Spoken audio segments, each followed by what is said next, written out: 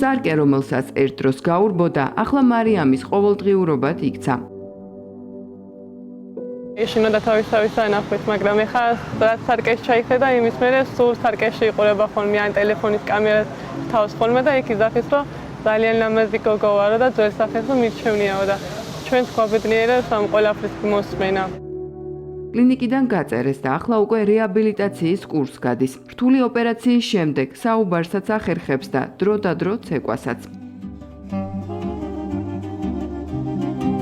სამშობლოდან შორს მყოფს, ყველაზე მეტად სახლი ენატრებოდა. უხარია, რომ მთელი საქართველო მისი გულშემატკივარი გახდა და თითქოს მეორად დაბადებულს მათთვის სათქმელიც ერთადერთი აქვს. თელ საქართველოს უყვარხარ?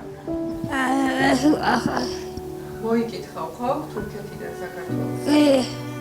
რას ეთქვი?